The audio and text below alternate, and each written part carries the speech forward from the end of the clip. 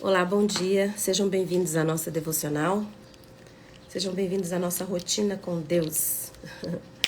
É muito bom ter vocês aqui comigo todas as manhãs. E eu quero de coração a sua presença aqui. Quero pedir perdão desde já pelas minhas tosses, espirros e coceiras no rosto. Peguei um resfriado, né? E eu tenho meus resfriados toda vez é bem alérgico, é muita coceira no rosto, no nariz e olho escorre, é uma coisa. Eu demoro pegar algum resfriado, mas quando vem dessa forma. Mas graças a Deus, Deus está me sustentando e eu já estou quase boa. Eu quero agradecer a vocês que têm orado por mim e já estaremos novinhos em folhas. Bom dia, Aninha, bom dia, Lili, bom dia, Rick, bom dia, Osvaldo, bom dia. Aqui apareceu só Ribeiro dos Santos, então eu não sei o nome anterior. Ah, tá, apareceu agora. Luzimar. Obrigada pela presença, Luzimar. Obrigada também para você, Thales, seja bem-vindo. Bom dia, Lucas. Bom dia, Edneia. Bom dia, Edmeia. Benício, Júnior, Messias. Obrigada, gente, pela presença de vocês. Meire, bom dia, gente. Gente, essa madrugada me veio a seguinte frase na cabeça. Na verdade, é uma música. Essa música acho que é do Trazendo a Arca. Quando o que era difícil se torna impossível. Essa música fala assim, quando o que era difícil se torna impossível, Deus começa a agir. Ele abre sempre uma porta onde não há saída. O impossível vai acontecer. Mais ou menos, né, gente? Vamos orar? Qual é o que estava difícil para você que de repente já estava difícil e de repente ficou impossível? Eu tenho certeza que essa palavra é para alguém, porque veio bem forte no meu coração essa palavra sobre algo que já estava difícil e se tornou impossível para você.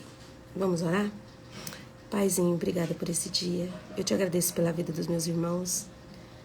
Em nome de Jesus, o Senhor que sonda os corações, sabe da necessidade que eles têm nesta manhã. Eu gostaria de pedir ao Senhor que me torne útil na vida deles. Use esta live e a minha vida para abençoá-los, para trazer para a vida deles esperança, fé e ousadia, para que eles entendam que no Senhor nós temos tudo o que precisamos. Em nome de Jesus. Amém. Eu vou ler aqui para vocês 2 Samuel 12, 23, mas eu não vou explicar o contexto. Se você quiser entender, depois você leia Samuel 12 e explica todo o contexto desse versículo. Eu só não vou falar o contexto porque o meu foco é sobre Moisés e uma viúva que eu quero conversar com vocês. Eu quero apenas usar para começar esse texto. 2 Samuel 12, 23 diz assim: mas agora que ela morreu, por que eu deveria jejuar? Poderia eu trazê-la de volta à vida? Eu irei até ela, mas ela não voltará até mim. Essa foi a resposta que Davi deu aos servos dele. Que Davi estava com o filho, tinha acabado de nascer, mas nasceu doente. Tem um contexto lá importante que vocês podem ler lá depois. Mas enquanto o bebê estava com vida, Davi jejuou. Davi ficou sem comer, ficou de joelhos ali orando e clamando pela vida do filho. E o filho não sobreviveu. Aquele bebê morreu, chegou a morrer.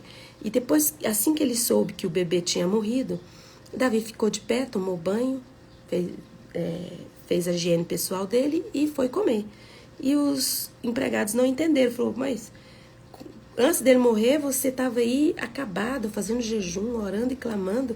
Agora que ele morreu, você fica de pé, levanta e volta à sua vida normal? E aí Davi falou, olha, enquanto tinha vida, tinha esperança, eu clamava. Mas agora que ele morreu, não tem mais o que eu fazer. Um dia eu vou encontrá-lo no céu, mas ele jamais vai poder voltar até mim. Então veja bem, Davi, ele cria na imortalidade da alma. Ele sabia que o filho dele estava nos braços do Pai, nos braços de Deus. Deus estava cuidando dele. Então ele sabia que quando ele morresse, ele iria encontrar o filho, mas o filho jamais poderia voltar. Por que eu estou dizendo isso? Lembra da frase que eu disse no início? Talvez algo que esteja nas suas mãos, que esteja acontecendo na sua vida hoje, estava difícil, mas agora se tornou impossível. E você não sabe o que fazer, não sabe qual é a atitude você tomar. E antes de falar os dois, antes de colocar Moisés e uma viúva aqui nessa história, eu preciso contar para vocês, uma vez quando um dos meus irmãos faleceu, ele deixou esposa e filhas, né? E a viúva do meu irmão chegou para mim, aos prantos, e falou: Fernanda, o que vai ser da minha vida agora?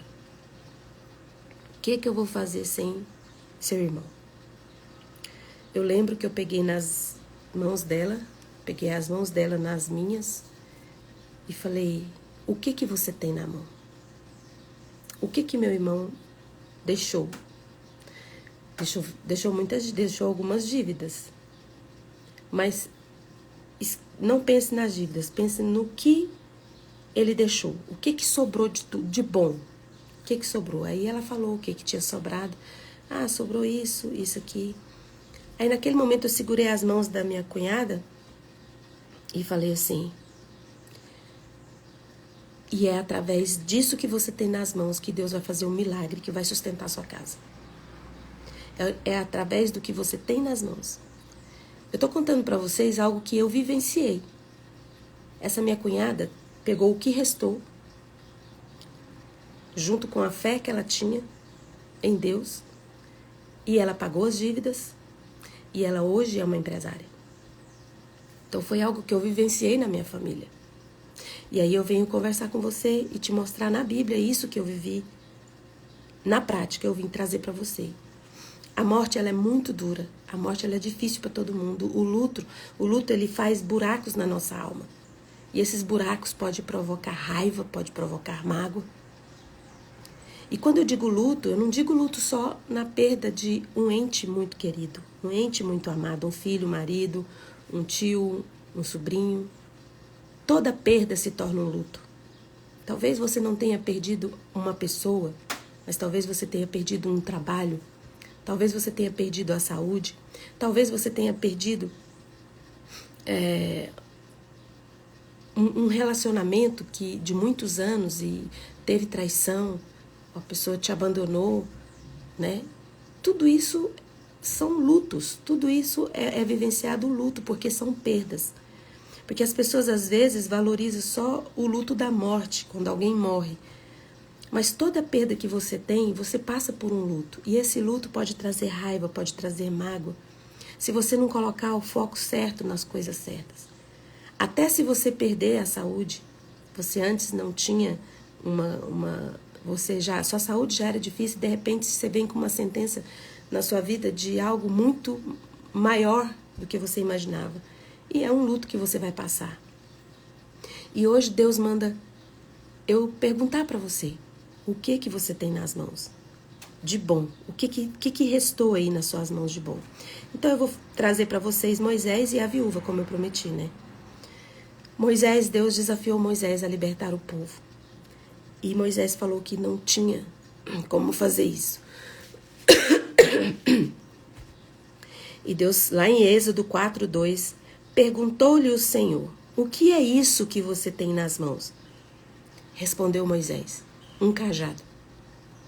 E Deus disse que aquele cajado era suficiente para ele libertar o povo. Por quê? Aquele instrumento de trabalho de Moisés, ele serviria para a libertação do povo e salvação daquele povo.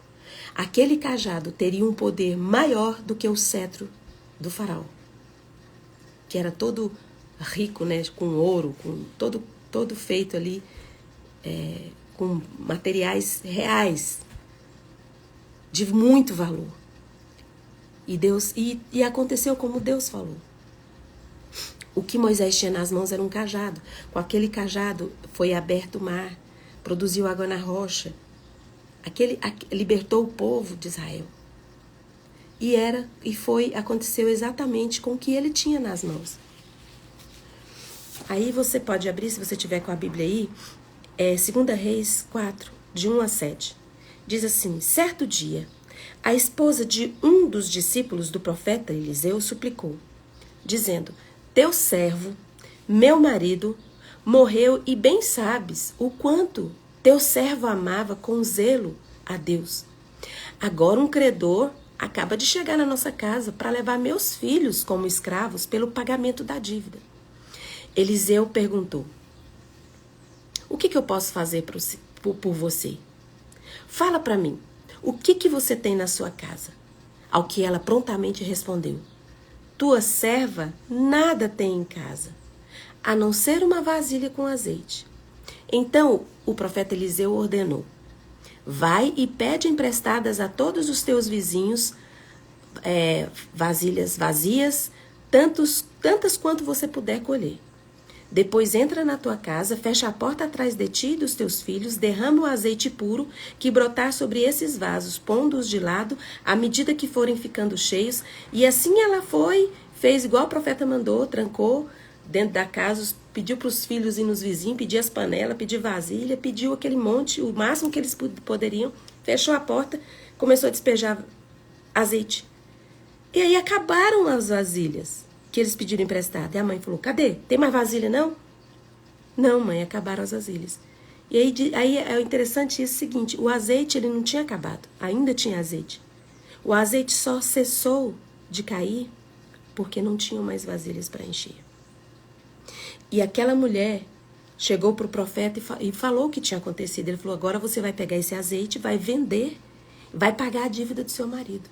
Deus pegou, através do profeta Eliseu, fez daquela viúva que tinha perdido o marido, que estava com os filhos ameaçados de serem escravos para o resto da vida, para pagar a dívida que eles tinham, e fez daquela mulher uma empresária, gente. Uma empresária. Aquela mulher, eu nunca tinha tentado para isso. Eu achava que ela era uma viúva que o profeta Eliseu passou por ali. Mas isso é uma outra história, é uma outra viúva. Mas essa viúva aqui, o marido dela trabalhava para o profeta. Ele era discípulo de Eliseu. Ele era discípulo de Eliseu. E ela chegou e disse: olha, o que restou aqui, ele morreu e o que restou foram só dívidas. E o profeta falou: o que você tem na sua casa? Como eu posso te ajudar? O que você tem na sua casa? E a primeira coisa que ela fala: eu não tenho nada. E é isso. Quantas vezes, quando você perde alguém, quando você tem alguma perda, você olha para suas mãos, você não sabe o que fazer da sua vida, porque você acha que você não tem nada. Aquela viúva olhou e falou: eu não tenho nada, eu só tenho uma vasilha com azeite. O profeta falou: então, é através do que você tem, do pouco que você tem, que o milagre vai acontecer. E o que eu venho falar para você hoje? Deus tornou aquela viúva uma empresária. Deus fez de Moisés o governador de um povo inteiro. E o que você tem nas mãos?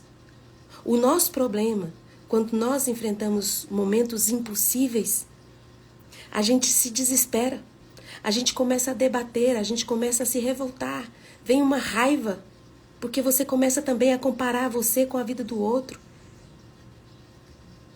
Porque o foco está na sua perda, no que você não tem, no que você perdeu. E Deus hoje manda dizer que Ele vai fazer um milagre através do que restou nas suas mãos. Você passou por um luto muito grande. Talvez por uma traição, talvez por um abandono, talvez por um filho que você acredita que já é impossível que ele mude, que saia das drogas. Quando o que é difícil se torna impossível, Deus começa a agir. E Deus, Ele não vai fazer nada fora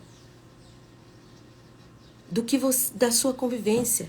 Ele pode fazer isso, Deus pode magicamente mudar seu futuro, mas Ele não vai fazer isso. Ele vai usar o natural para realizar o sobrenatural na sua vida. Deus vai usar algo que você já tem nas mãos para fazer o natural na sua vida. Davi, quando perdeu o filho, agora voltando lá ao primeiro versículo. Quando o luto chegou na vida de Davi, quando ele viu que não tinha mais o que ele fazer, ele se colocou em movimento.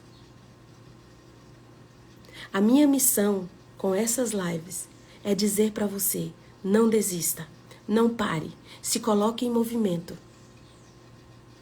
Tudo que você está enfrentando na sua vida não é para você parar, é para você continuar. Você perdeu alguém, você está de luto por alguma perda. Talvez não é um luto porque perdeu fisicamente alguém, mas talvez alguém roubou o projeto seu, roubou uma ideia sua. Talvez você, o seu luto é porque você perdeu o seu projeto, tudo aquilo que você depositou, seus sonhos, suas expectativas foram roubados de você. Talvez você se dedicou anos e anos e anos para sua família e no final todos foram embora, você ficou sozinho ou sozinha. Eu não sei qual é o luto que você enfrenta,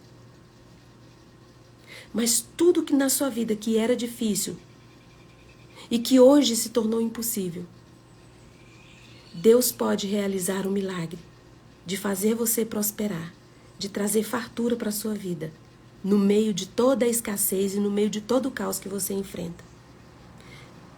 Eu sempre, quando eu estou falando aqui com vocês, eu trago verdades que eu vivo na minha vida. E quem chegou aqui atrasado, talvez não tenha ouvido, eu falei sobre a experiência da minha cunhada que ficou viúva. Eu falei, Deus vai fazer um milagre através do que restou. E hoje ela é uma empresária. Claro, continua tendo problemas, continua tendo dificuldades, porque é assim mesmo. Enquanto a gente está vivo, enquanto nós estamos vivos, nós teremos problemas, nós teremos dificuldades. Mas hoje eu desafio você a colocar o foco nas coisas que você tem. Porque o milagre que Deus quer realizar na sua vida, na sua casa, vai começar com o que você tem nas mãos. O que você tem nas mãos? Moisés, o que você tem nas mãos? Eu só tenho um cajado. Esse cajado vai ter mais importância do que o cetro do faraó. Cetro era tipo era tipo um cajado, mas não era um cajado, era um artefato, né, que o rei usava para dar ordens, né? Então, ele tinha aquele cetro para dizer sim ou para dizer não para as coisas. Aquele cetro tinha muito poder e era muito valioso. Mas Deus usou o cajado de Moisés para ter mais poder que esse cetro do faraó. E libertou o povo, salvou o povo da escravidão. E aquela viúva só tinha um pouco de azeite. E ela se tornou uma empresária. Ela era uma viúva, os filhos dela iam ser vendidos para pagar uma dívida. E de repente, ela só não teve mais azeite porque acabou as vasilhas. Porque se ela tivesse mais vasilhas, se ela tivesse conseguido mais vasilhas, teria mais azeite. Porque o azeite só cessou quando as vasilhas dela não tinha mais. Então Deus vai dar para você o suficiente para você viver. E o suficiente para você abençoar os que estão perto de você. Porque Deus derrama. Deus vai derramar para você todo o consolo que você precisa. Vai derramar de tal forma que é um consolo que você vai poder consolar outras pessoas que estão passando pela mesma coisa que você já passou. Deus vai derramar conforto. Deus vai derramar esperança. Deus vai derramar alegria. Porque tudo que você precisa, Deus tem de sobra para te dar. Deus tem de muito para dar para você. João 14, 1 e 2. Não deixe o coração de vocês aflito. Para de perturbar o coração de vocês. Para de se agoniar, de se debater. Creiam em Deus. Creiam também em mim. Jesus disse isso para os discípulos que estavam angustiados porque Jesus falou que ia subir aos céus. Falou, não se debate a sua alma, não se angustiem. Porque na casa de meu pai há muitas moradas. E eu vou preparar um lugar para cada um de vocês.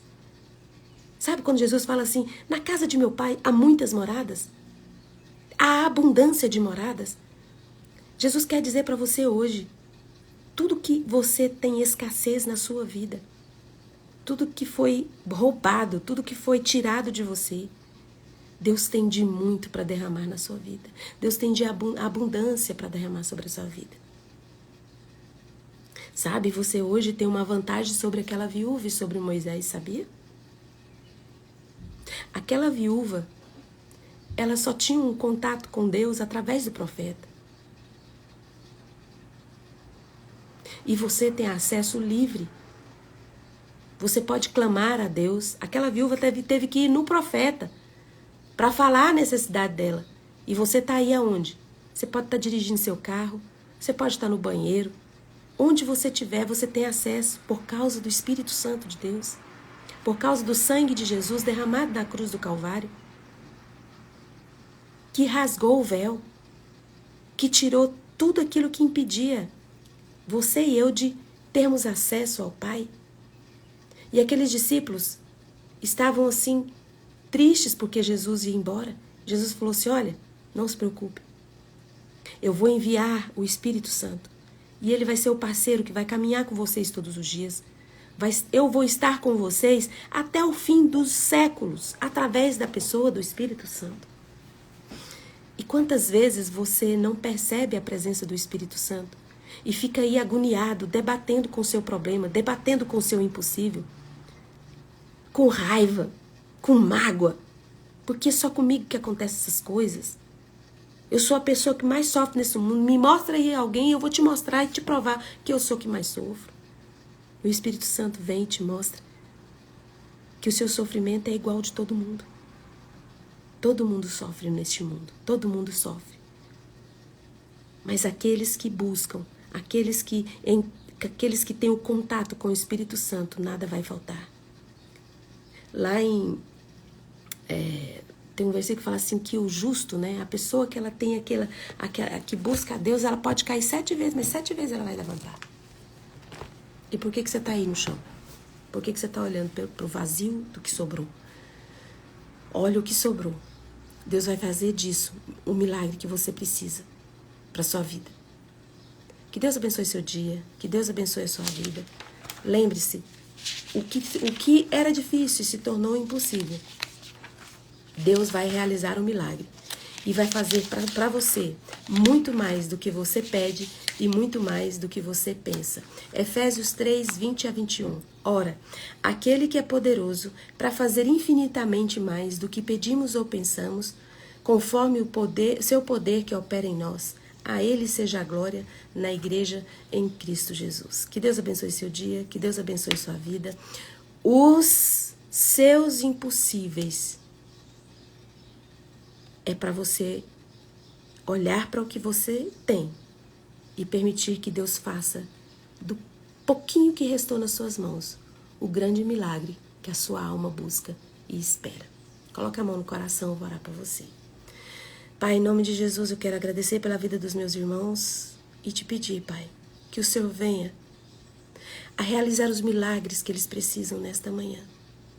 Em nome de Jesus Cristo de Nazaré, que ao invés de se revoltarem com a perda, ao invés de se debaterem nas suas dores, com raiva, com mágoa, elas possam olhar o que tem na casa delas, o que tem nas mãos delas.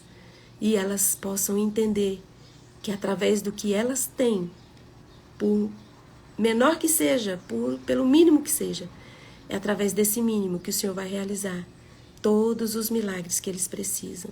E agora, na autoridade que o Espírito Santo de Deus me dá por causa do sangue de Jesus derramado na cruz do Calvário, você seja curado em suas dores e enfermidades do corpo e da sua alma, em nome de Jesus Cristo de Nazaré. A Ele seja a glória, a honra, porque nós temos livre acesso, porque o Espírito Santo de Deus está presente nesta live, para abraçar seu coração e dizer, olha, não acabou. Fique de pé. Bora de novo. Levanta e se coloca em movimento. Porque as bênçãos do Senhor, elas seguem. Você não precisa ir atrás delas. Elas virão atrás de você. Onde você estiver. Que Deus abençoe seu dia, que Deus abençoe a sua vida. Ô, Ney, que bom ter você por aqui. Uma honra e um privilégio servir sua vida, viu?